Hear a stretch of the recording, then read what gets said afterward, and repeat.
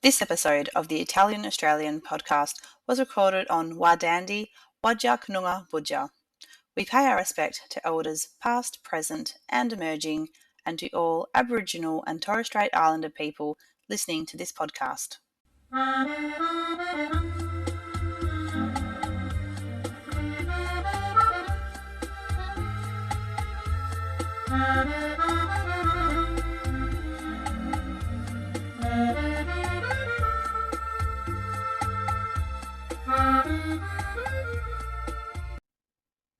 Bentornati, and thanks for tuning in to another episode of the Italian Australian podcast. I'm your host, Lukas D'Aqui. I'm here, as always, with my sister, Josie. Josie, how's things with you tonight? Good, thanks, Lucas. You're a little bit rushed. You've come straight in from working a few bits and pieces, but you've made it just in time for our chat we're doing here. That's right. Which is with someone all the way across the other side of the world. And I think, Josie, if I'm not mistaken, our first guest from America. Is that correct? That's correct. So we've got Mr. Bob Sorrentino all the way from New Jersey, America. Bob, how are you this morning for you? Yeah. I'm fine. I'm great. It's a nice sunny day here today. So beautiful. Well, it's a 12-hour time difference. So we're doing this in the evening. You're there early in the morning. So we thank you for waking up to be with us quite early. Not crazy early. It's just after 7:30, but early enough. Some people wouldn't get out of bed to talk to us that early, I think. No, at least it's the same day though, because the other night we were talking to one of the guys from the IAP, the Italian American podcast, and he was like, "Oh my God, I can't believe it's Monday there. It's still Sunday here," and all that kind of thing. So for our listeners, some of you may have listened to Bob's podcast. I was also lucky enough to feature as a guest. When was that, Bob? That was a couple of months back. You were kind enough to have me. Yeah, I think it was the end of January. Yeah, so. Wasn't too long ago. I had a great chat on your Bobcast. Actually, maybe you could call it Bobcast. Maybe we need to do that. On the Bobcast, that's a new one. But no, on Bob's podcast, which is the Italian Roots and Genealogy podcast. Bob also has a Facebook page in the same name, plus some other Facebook groups, specifically for genealogy research and things like that. But we'll get to that later on. So I suppose we'll start, Bob. We'll take you back to the start. So just let us know a little bit about yourself and where you were born, your family over there in America. Sure. Yeah. I come from Queens in New York, and I don't know, there's probably some American shows over there that they've shown in Australia, like The King of Queens. The Nanny. If you ever saw that show, The Nanny. The Nanny, that's her right, family, yes. they're in somewhere fancy in New York City, in Manhattan, but she's from Queens. She's originally from Queens, yeah, just not too far from where I grew up. And all my grandparents were born in Italy. From my dad's family's from Naples. My mom's family was from Puglia, and I grew up in a town that wasn't necessarily all Italian American, but where my grandparents lived was almost 100% Italian American. Not so much anymore, but you would walk down the streets and you would hear the language constantly, and all the stores, the bakeries and the candy stores and the restaurants were all Italian. I growing up in the 50s and 60s was quite different than growing up today. We had the telephone with the cord and that kind of stuff. Yeah. And I've heard lots on your podcast, Bob, how you mentioned that you were lucky to be younger in those sort of eras and experience all that sort of true, real, like the sort of early in terms of the century with the, to be on the ship and yourself and all that, but I mean to still have, like you're saying, the Italian language around and have the first or second generation Italian American businesses and shops, and now obviously you guys are over there a few generations down again. And I know one of the themes on your podcast is to keep these memories alive, and for the young ones as well, like you often mention, may not have got to experience all this sort of stuff, because I know it's changed a fair bit sort of in America. Yeah, and like we spoke, I think Australia is probably 20 to 30 years behind us, so because your immigration started later than ours, so that's mostly right. after the war, right? So yeah. In that sense, you're almost as close as I am to it, right? Yeah. I suppose I think I mentioned on the episode with yourself as well, maybe in it's like a sneak peek when we look at what's happening in American and countries where the Italians have gone to a little bit earlier, kind of maybe what we can expect down the track a little bit, because here we are still relatively young. I mean, there's definitely groups of immigrants in Australia that have come much later than the Italians, and they're sort of like the new immigrants and that sort of thing. Italians are definitely, I'd say, part of the furniture and a big part of the history now. But yeah, obviously we haven't, really been here for that long. A lot of the immigrants are still sort of arriving into the 70s. Our family in the 60s and things like that. So it's not so long ago. But anyhow, Bob, if we fast forward through, you've documented through your podcast, so you didn't overly start looking into your genealogy and family history and everything when you were really young. It was more maybe 15, a little bit more, maybe years ago now. And it's kind of led you to some amazing discoveries, which has then led you to author a book, do your blog, obviously the Facebook groups that we touched on, obviously your amazing podcast, which I must say I'm a massive fan on. I still am in a bit of a time lapse or time warp. I'm not sure how to say it. I haven't quite caught up to the episodes you've been doing just of late. I'm still in the past a little bit trying to catch up, but the podcast is amazing. So yeah, maybe just let us know about what you got, got you curious to research, and then all the things that you discovered. I know it's a long story, but if you can just let us know in your own words, and I'm sure our listeners are going to be amazed about what you found. Oh, well, thanks. And yeah, my wife tells me I have no shortage of not talking about my family. Well, it's a great story. Yeah, well, I've always liked history. That was, I guess, my favorite subject in school. And growing up, we had a photo book, family photos, and in those days it was a big binder with the black pages, and you put little corners and slip the photos in. And there was always this card in there that was my great grandfather's. I refer to it as a calling card, but it's bigger. It's about the size of an index card, and it had his name on it, and it said "De Duchi di Capricotta," or from the Dukes of Capricotta. And my mother would say that my father's grandfather was a duke or an earl or a count or something like that, but never really got into the whole story. I never thought to ask my grandmother about it. She spoke mostly Italian, and when we would visit, my father would speak to her in Italian and everything.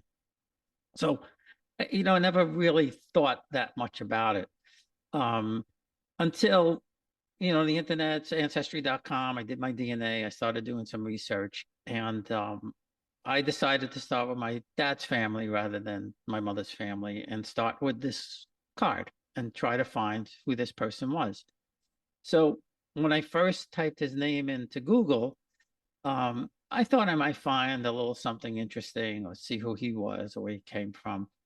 But the first thing that came up was a page from the Libro d'Oro, and it showed a Nicola Piromallo marrying Amelia Caracciolo in 1882 in Naples. And the names were right because my oldest aunt, her name was Amelia. My father's name was Nicola. The date was right. It was 1882. My grandmother was born in 1883, but I had never heard the name Caracciolo before. So I was pretty sure that was the family, but not positive. So I called my cousin who lived with my grandmother, and she said, "Oh, yes, of course. That's grandma's name, Caracciolo. That's our family name, and that's the family." And she used to say that there was a distant relative that was a saint and another one that was an admiral and all of that. And so now I knew I was at the right family. Mm-hmm. And the Piromallo family went back to around the 1500s because I found them also in the Libro d'Oro. The thing that was confusing there is that that family ended with my third great grandmother's son, who inherited the title, and he changed the name from Piromallo to Piromallo Capici Piccicelli, which was his mother's name. And what I found out was that while the Piromallos had more money, Capici Piccicelli had a better name. Oh, so interesting. he wanted to incorporate all three names. Mm-hmm. But as a result, all the other descendants that aren't in that line just have the Piromallo name. So that made me crazy for such a long time. Yeah. And I'll get back to that in a second. The Caracciolo line, and through the Libro d'Oro, I was able to trace back directly to the first Caracciolo that came to Naples in 950 AD. It's So crazy. over 1,000 years. That's just nuts, to open up that can of worms and to be able to see that information all in front of you, and that's just that's nuts. I've had a look on Family Search, and I'm not sure. Obviously, sometimes obviously anyone can enter things on there, so I'm not sure if it's 100% accurate. But I have looked at your tree on there and all these names and going back, and it's just branches everywhere, and it's just amazing to look at. And I mean, for yourself to know that's all your descendants, and yeah, it's just incredible. Well, yeah, and to that point, I had my doubts for a very, very long time, and and I advise people on Ancestry, be careful about what you find there, because unless you check it yourself, don't take it as it's a fact. That's good I advice, did, isn't it? yeah, you have to, Yeah. because especially with some of those names, because what happened with some of the noble families was the people who worked on the land would also take that name. Right. Okay. So I was able to verify a couple of ways. The most important way was through my cousin Cinzia, who's a fourth cousin, Piramalo cousin, and she put up a group on Facebook, thinking she was going to find relatives or relatives in Spain and South America, because the Piramalo name originated in Spain. Mm-hmm. She had no idea that she had any relatives in America until she found me. And the reason is only my grandmother and her aunt came to America. Yep. And no one else. Everybody else stayed there. So there just wasn't anybody, here. That's why she didn't think to find anybody here. So when we got to talking, we were able to piece together and, who's your grandfather and who's your great grandfather. And so that was one way that I verified the Piramalo side. The other way I verified was there was a genealogist in America who I told him who I think it's my fourth or fifth great grandfather was, Ambrosio Caracciolo. And I said, he comes from the line of the princes of Avellino. And Kai does these charts, these amazing charts. And I said, can you verify this and do a chart for me? And he said, I've never done an Italian chart. I've only done American charts. But yeah, show me what you know and I'll check it. And if it's accurate, then I'll do the chart. And it turned out that it was. And then the third person was Bella Italia Genealogy in Naples. They also confirmed and found me some pieces. And I was stuck on. I had a roadblock on the Sorrentino side. I could not find my father's grandfather or great grandfather, and they helped me find them. So, sometimes when you have these roadblocks, you really need to reach out to a professional, because they can find things that you usually can't find. Yeah. So what was the roadblock, Bob? And what was so hard? I mean, because that's not. I mean, you've gone back so much further on the other side. What kind of led to being the roadblock on the Sorrentinos, and like why were they a bit of a mystery to find? Yeah, there was nobody on Ancestry that was researching that family. The Antonati in Naples, there's so many millions of records there that they just haven't caught up there yet, so they weren't on there. Right. Okay. And there was nobody really left to ask. Right. Yeah. I was getting, my dad's oldest cousin. I had asked her, and she said she heard that his name was Matteo, but that didn't make any sense, because my oldest uncle on my father's side's name was Achille. Mm-hmm. And so I said, well, that can't be, because I knew my grandmother's family. They were very, what's the word, cognizant, or yes, they stuck with that tradition, that naming tradition, right? So I said no, that can't be. That just can't be. So they finally came up and they found the records showing that indeed he was Achille. The other thing was, I was always told that everybody came from Naples. But they didn't come from the city. They were born in, my grandfather was born in Pagani, and my grandmother was born in Massa di Soma. So, Okay. you know, the metropolitan area of Naples, but not exactly in Naples. Yes, I know. Yeah, it's a little bit like, cities like Rome where our family's from. I was just asking because I have a few kind of like semi-roadblocks. I haven't overly explored them, but I've been doing a lot of research on dad's side because they're from much smaller areas. In Reggio Calabria, it's a lot easier to trace than some of the bigger areas where mum's family is in Rome and these areas sort of central to north. So I may have to hit you up at some stage and get an expert to help with a couple of lines, because I can see that happening. I've had a brief look and it's quite different looking in those areas, and I'm not sure where exactly everything is on the Antonati. And yeah, I'll give it a go at some stage, but I'm sticking to the easier ones to start off with.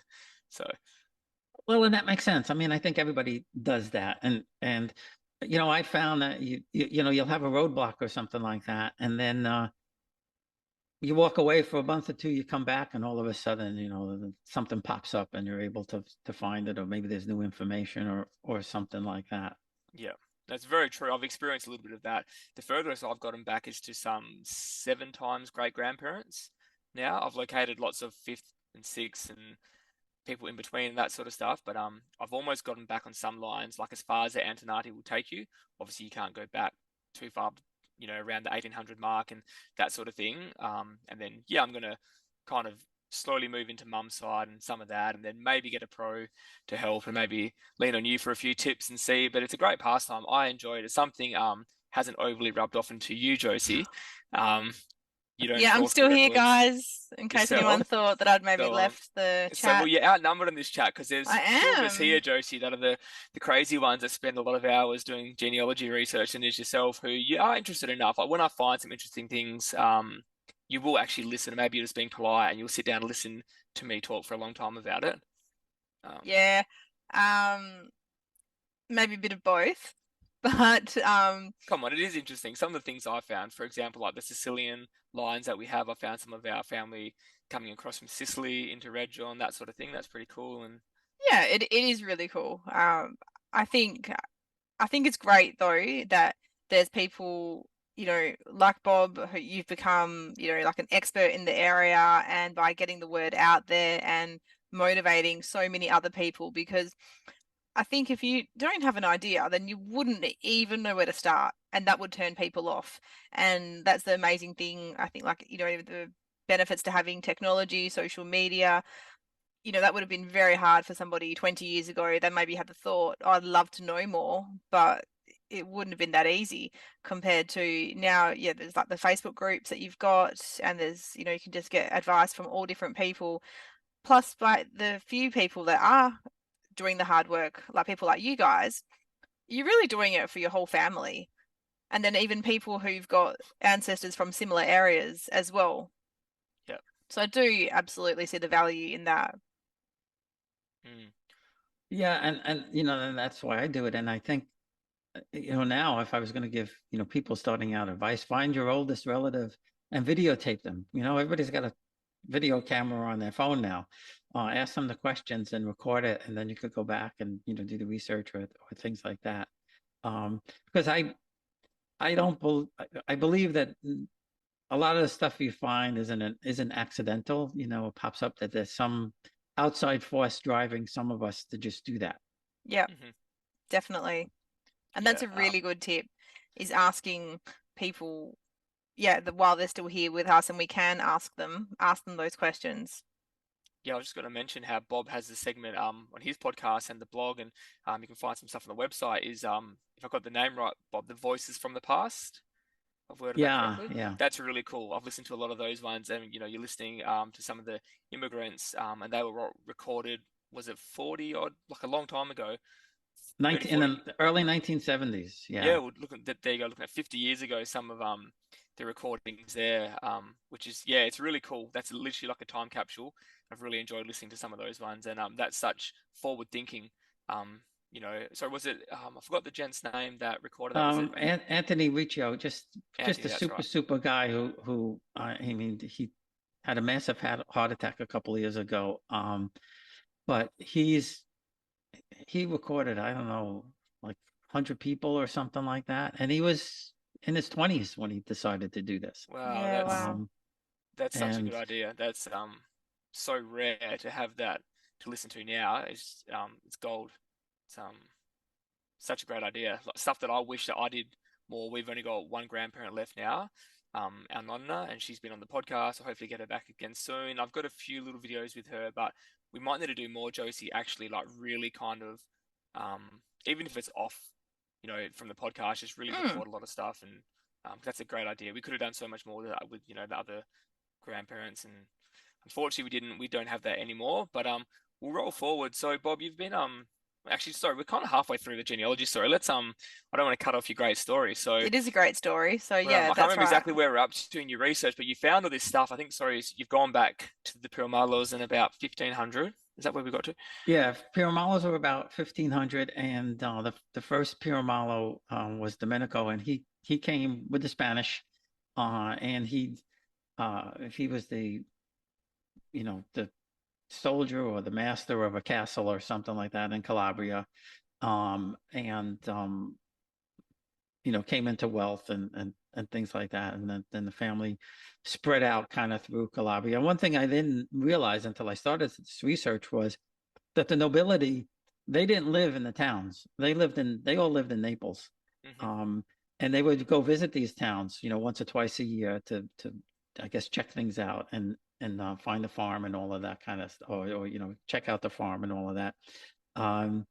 And I found out through my cousin Cinzia that they, at one time, mid 1800s to late 1800s, had at least 6 homes between Naples, Calabria, Sicily, and that.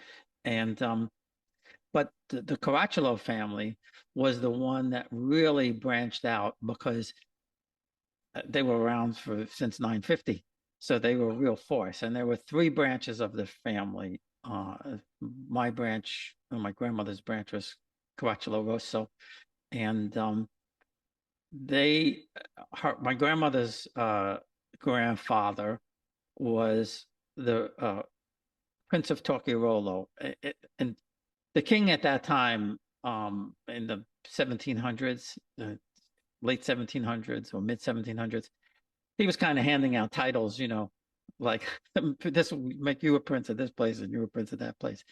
But they went back to the princes of Avellino. So my 9th, 8th, and 7th great grandfathers were princes of Avellino, and that's the my 7th great grandparents built the palazzo that's behind me in the picture, and It's amazing. they owned much of current day Campania, Yeah.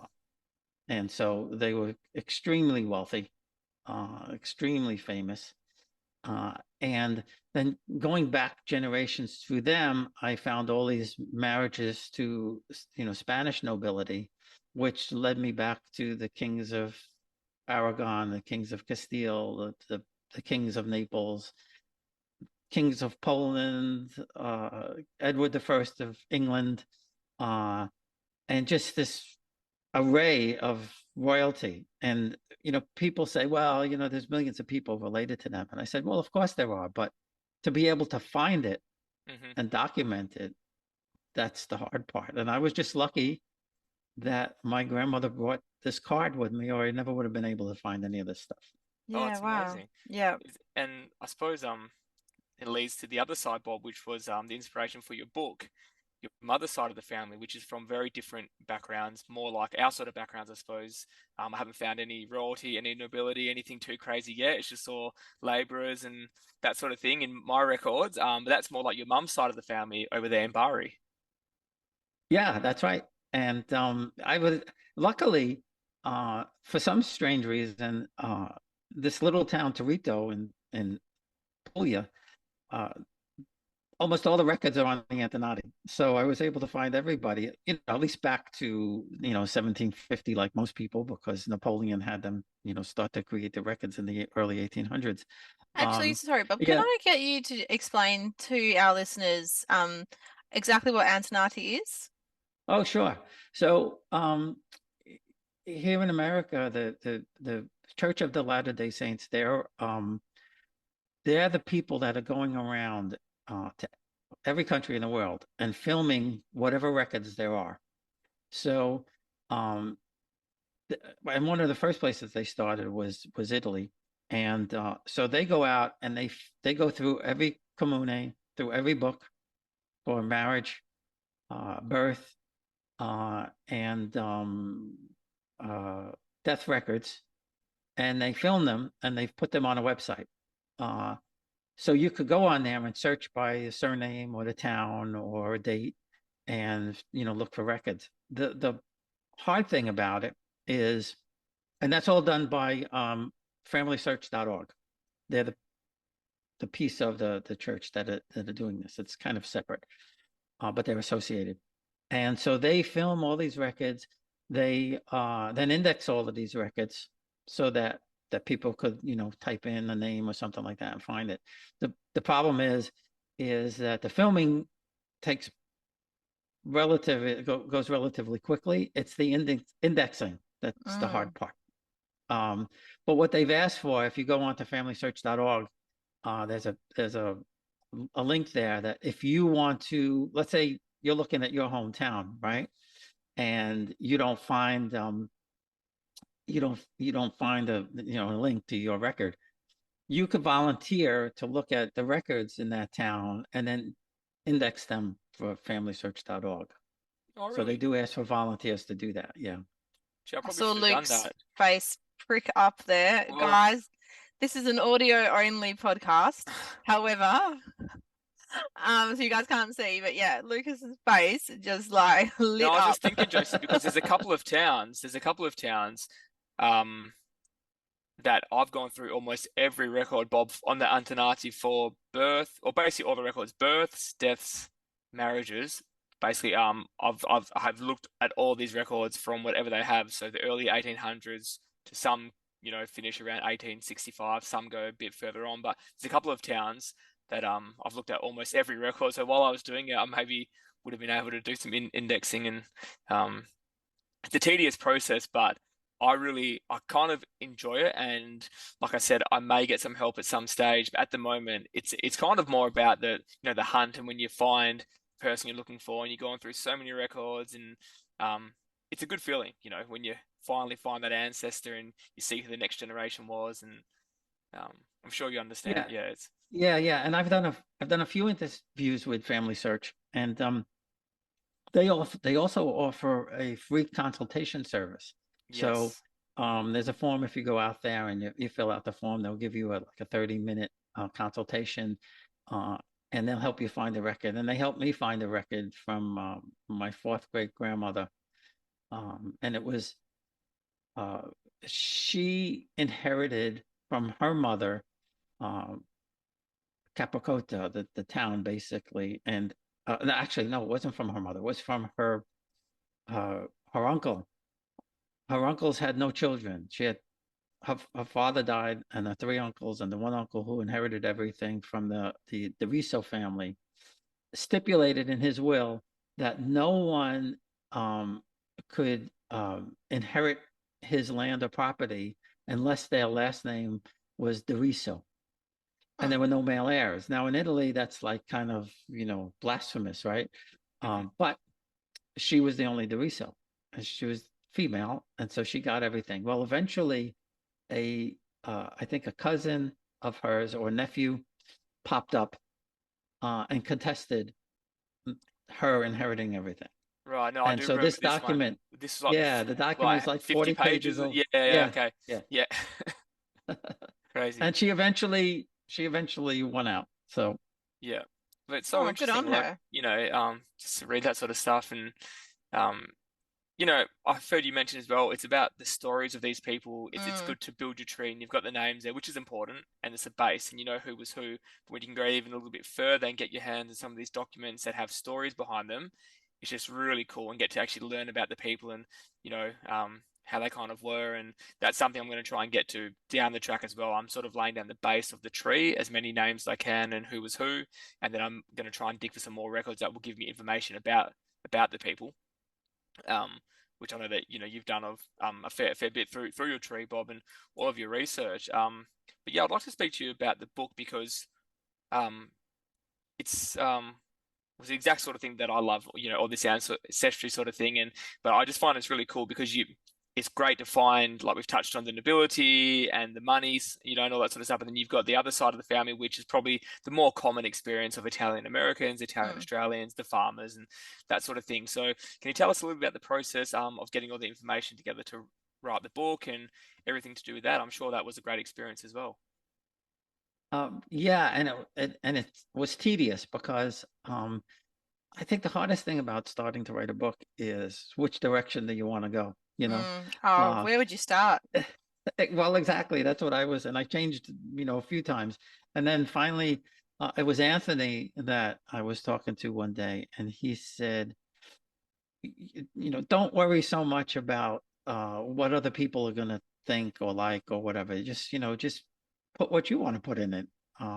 So I start out with a little bit about why people should do research, right? That there is a calling. I really believe that there's a calling, and I put some interesting stories in there about things that people I interviewed have told me, and then I go into my aunts and uncles, um, and what they were like, and how I grew up with them, and what they instilled in me, which I think is a big part of doing the research because uh, especially in my mother's family, she had 8 brothers and sisters, and those sets of aunts and uncles were like parents to me. That's just the way we grew up.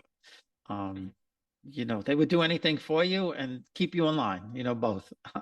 Yeah. So I talk about that. I talk about how I started the research, why I started the research, and then as much as I can on my mom's family, I give the background. I show some of the records, how I found the records. Same thing with my father's family. And what was the most difficult part about doing the nobility family is that I found that there was so much information. So how do you cut that down into something that people really want to? Like 1,000 years of branches of trees, and it's nuts. Yeah. Oh, yeah. So I tried to key in on some of the more interesting people in there, and some I just list what they were, but just highlight some of the more fascinating people that I had never heard of, like Isabella d'Este, who was like the Jackie Kennedy of the Renaissance. This woman, 500 years ago, she, her husband was off, fighting and everything, and she basically ran everything. Wow. Uh, I really want to research more into her because she supposedly has 20,000 pieces of correspondence to and from her is out there. So I really want to find the time to look into some of that kind of stuff. But what I tried to do in there is tell my story, and then, like I do with the other stuff, is instill people to do their research, because you find out a lot about yourself when you do that. And you probably know this, Lucas, to be true, Yeah. right? 100%. Well, I haven't found out so many of the stories, but even just some things you read on the records, and they have little notes of certain things. And how do I put it? You're finding people that have lost 4 children. You keep seeing, infant death record a year later, the same again, and then you see then they have had a lot of children, and then they've ended up living for a long life, and you can kind of just picture it yourself how hard it would have been to go through all that. And yeah, you can kind of build a little bit, take a little bit of strength from that, I suppose, and try and incorporate it into your life. And yeah, there's other things that you read. I mean, there's often not a lot of notes on the Antenati, but some of the records have little notes about just certain things. And I like sort of trying to, yeah, scour over the whole document and seeing what I can read, and just finding out little pieces of information anyhow. Well, But what I like about yours, and Bob, that's the thing. I think, we've all seen the movies or the TV shows where they show infants dying and, or just hard times and stuff like that. But when you read it within your family, it really hits home that to see that, this one set of parents lost, 5 children at, under the age of 2 or 3. oh, I've seen it so many times. I've seen it in one year. Actually, there might have been a bad flu or something that's come through. I think they lost 4 kids under the age of 7 or 8. Kept seeing same surname, same parents, same surname. And then yeah, 7 years old, 5 years old, 3 years old, 2 months old. And I'm just going to say though, you've got that photo that is it your ninth great grandfather or someone which you think wouldn't or shouldn't really look like you from that many generations ago, but you have a lot of resemblance. So it just kind of shows that yes, it's down the line, but I'm sure some of these people I'm looking at that are 5 times or 7 times, they might look a lot like me. And if I could get my hands on a photo, then you really look at it and kind of see yourself in and think, wow, it's not that far away. The blood's still there, the genes are there. Yeah. Yeah, it's pretty interesting. Yeah, well, it's it's like amazing when how that works. we lived in England for a couple of years, and we used to go to the manor houses, and you would see the first Earl of wherever and the 15th Earl of the same place, and you follow the portraits, and the only thing that changes is the clothes. They all look the same. Yeah. Yeah. Yeah, well, that's the thing. I mean, you can look at it and go, oh, that was X amount of years ago or whatnot, but it's still, especially if it's a direct line, I mean, there's got to be something there that still lives within us a little bit, I think, and it's being passed down, or whether it's more physical or something else. It's I think there's definitely something there, which is why I kind of love to do this. And I kind of feel the same, Bob. I've listened to a lot of your guests speak about the ancestors kind of wanting to be found, and all these coincidences that happen that, really are they coincidences, or, is there something else sort of happening? And because some of the stories that I've heard on your podcast are just uncanny, really, how people have found documents, and even your own one, Bob, where you found like a whole dump and stuff about a couple of days after I think you had a relative pass and things like that. It makes you sort of stop and wonder, and how it all works, and yeah, it can be quite strange. Well, yeah, and I think one of my favorite stories. Well, there's 2 favorite ones. One is Michael Fattarossi, who was on vacation in Positano, and it was a rainy day, and he's looking through the magazine, and he saw his hometown pop up there, and he had never thought about it for 40 years. And he said to his wife, "Look, this place is right here. I have to Vignano. I have to go tomorrow." And she said, "This is our last day. I want to go to Capri." And he said, "You go to Capri. I have to go to the hometown." And he hired a car, and I told the guy he wanted to go to Gragnano. And the driver said, "What do you want to go there for? There's nothing there." And he said, "Well, my family's from there." And he said, No. You don't want to go to Gragnano. You want to go to Lettere." And he said, "I'm the type of person who, if somebody told me to change what I wanted to do at the last minute, I would tell them no." But I said, okay. He went to Lettere and found his ancestors back to 1500, books written by them. His uncle was a bishop or a cardinal or something like that. All because it was a rainy day and he looked in a magazine. Yeah, meant to It's be. nuts. It's nuts. Yeah, no, I've heard that one. Obviously on your podcast, and I think he might have been on the Italian American podcast originally, where I may have heard that story. Josie, you've Yes, listened to that as well. because I've There's heard things that like one too. that. Yeah, Yeah, it's amazing. just little things that I haven't had anything too sort of crazy Well, like not that yet. happen. Yeah, I don't think Not I've had yet. a couple of little things, but like nothing really, really crazy. To be honest, mine's just been sort of grinding away, trawling through lots and lots of records, and some days spending hours not really finding anything or not what I'm looking for. But like I said, it makes it all the more worthwhile when you finally find a document that you've been searching for. There's even been times when I've just had a stab in a neighboring sort of area because I can't find a document where I'm sure they should be from, and then like I'll find something and they've obviously just moved towns and little things like that. Yeah, it's just a great find. You feel like you've kind of just won. So, Bob, and the name of the book is Farmers and Nobles, if I've got that right. Yep, that's right. And it's on Amazon and it's on Kindle. So, people go, get the hard copy book. I'm sure it gets printed in Australia, or just read it online. Yep, great. And I wanted to ask you the best way to get the book, but we will definitely link to that in the show notes. So that was Farmers and Nobles. Struggling with the maze of Italian bureaucracy for citizenship? Our friends at Citizen IT will make your journey to Italian citizenship simple and stress-free. We know how wait times and appointments can take forever. Do you know in some countries it takes up to 2 years to get an appointment? And we know how expensive the whole process can be. But don't worry, they have some solutions for you. Firstly, they have systemized the process. They'll ask you some questions and show you if you're eligible and the paths you can take. Ever thought of travelling to the country? They have some insider hacks to help you skip the queue. The best part, they are bringing down the cost. Citizen IT has a competitive model where the different partners compete for you, and you can pick the best partner to help you. They will clarify the eligibility requirements for you, and they will help you gather the correct documents. They will help you overcome the obstacles. And they are going to prepare you for a whole new experience. So what do you say? Are you ready to simplify your Italian citizenship journey? Download Citizen IT now from the Apple and Google Play stores. Already an Italian citizen? We'll tell your friends and family to start their journey with Citizen IT. Remember, they are here to make your Italian citizenship journey simple. See more at citizenit.app/citizenit. Bob, we'll keep talking about your podcast now, actually, because I know we've sort of touched on things and we've gone off, but so you must have done close to actually be over four years now, is it? Yeah, I think it's I'm over 300 interviews at least anyway. Wow. Wow. Because you have a guest Amazing. on every single time, don't you? Yeah. It's a little bit different to us, because sometimes we just get on and have a friendly, brother-sister chat and Well, Bob's operating by himself though, which I know he could speak by himself, and some people do. They just jump on and That's talk. right, But yeah. yeah. No, I was going to say, Bob, you're still really, really busy with the podcast now, which is amazing to see. Just speaking off mic, you're saying, how you're super busy and doesn't look like slowing down, which is awesome. After so many episodes, to still have recordings and, to bring out people's stories. I would like to touch on the Facebook pages as well, because I know, so correct me if I'm wrong, Bob, but the first one was the same name as the podcast. Is that right? The biggest one, I think, of members is Italian Roots and Genealogy on Facebook.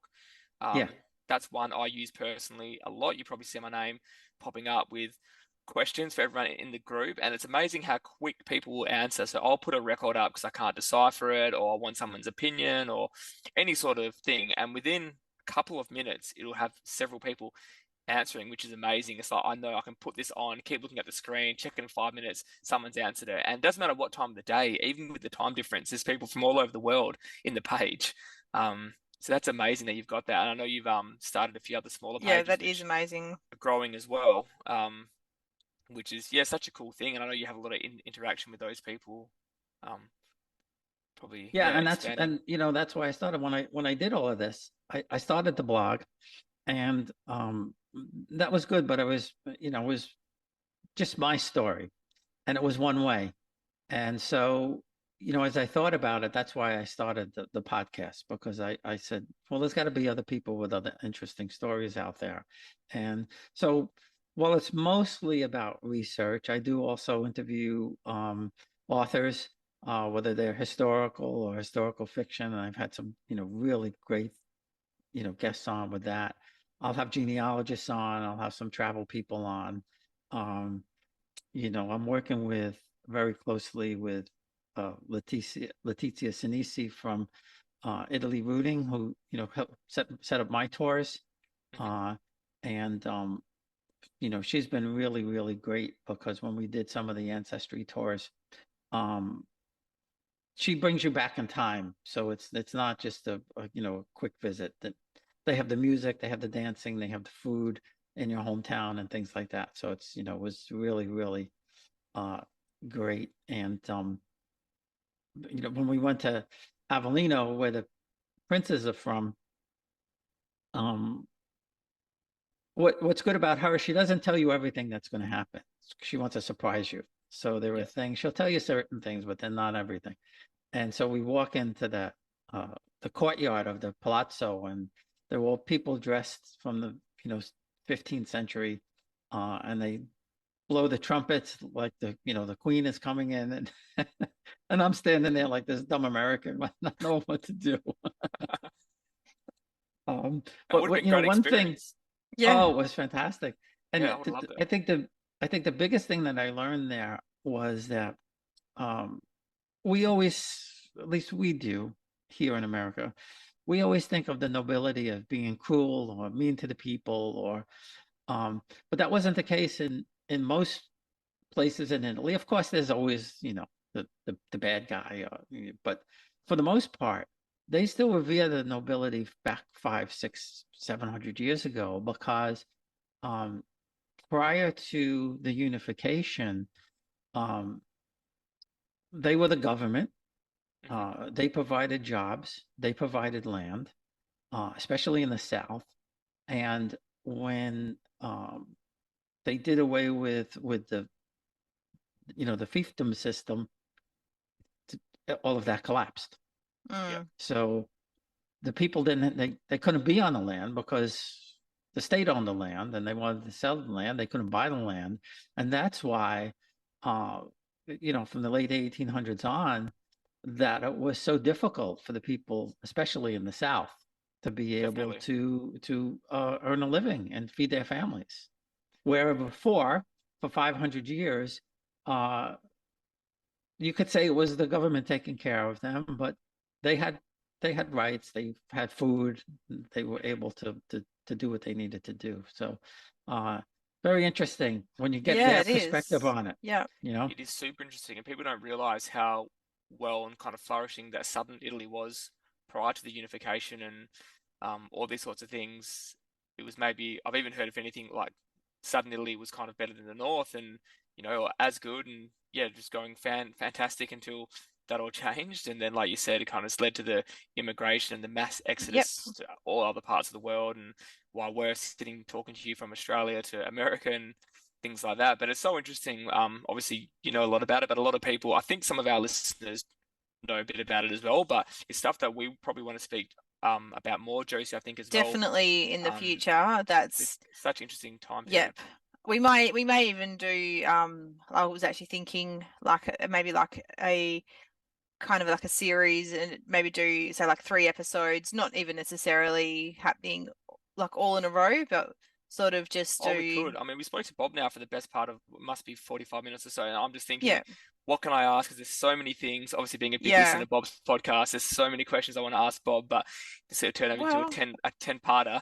But yeah, but that's the thing. You definitely could, and then that way, this kind of thing won't speak to everybody, but for those who are interested, like, I would really love to do and obviously we would need to have some experts join us, but a little bit of just an eye opener to the real history of Italy, especially southern Italy, around the unification, how that all unfolded, and what the implications were for the diaspora, around the world, but also people still living in Italy, because even within Italy, then you're having people move from the south up to the north.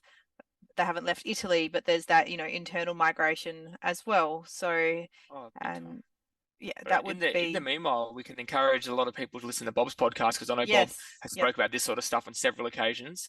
So I know that we've recommended Bob's podcast. Did I say Bobcast again? Yeah. It's official. Jeez, you have recommended. Bob, you've got. I'm gonna have to trademark that. You got a new name. You are going to have to trademark it. Genealogy and what's the Bobcast? But anyway. Yep. Bob's podcast is, you recommend people to go and listen to that. This is great.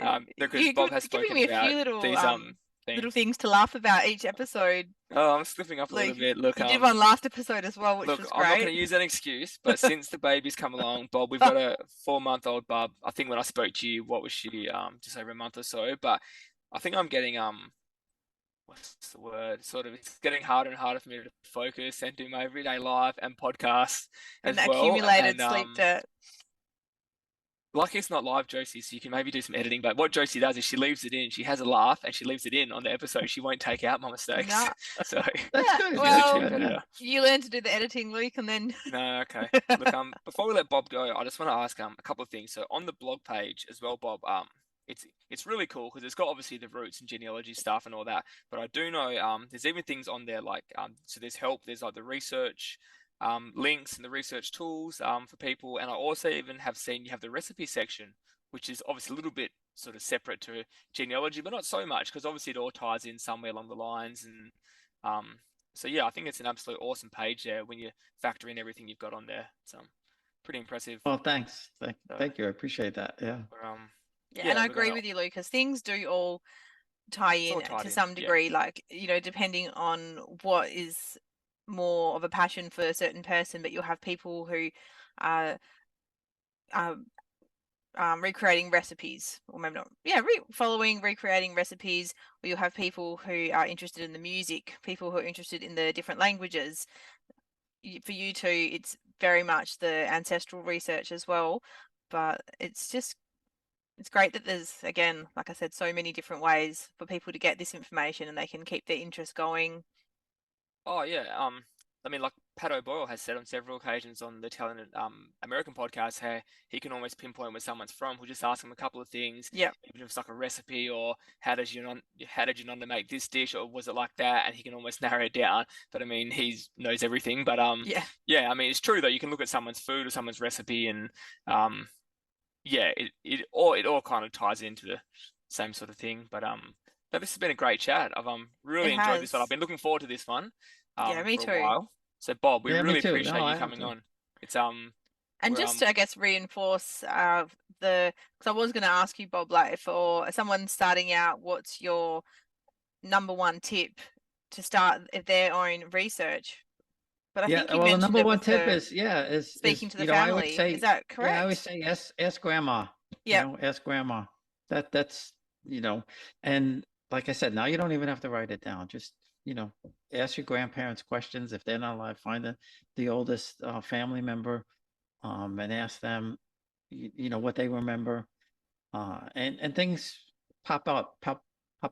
And that's why I like to do my podcast without having a set number of questions, because it doesn't get organic then. That's right. So I'll be talking to somebody and then I'll think of something, or at 5 minutes after a certain thing, they'll come up and say, hey, that reminds me of something like that. So I think that's what you have to do when you're interviewing family members is have a few questions, but then just sit there and ask them stuff. What do they remember? Yes. It's good advice. It's good advice.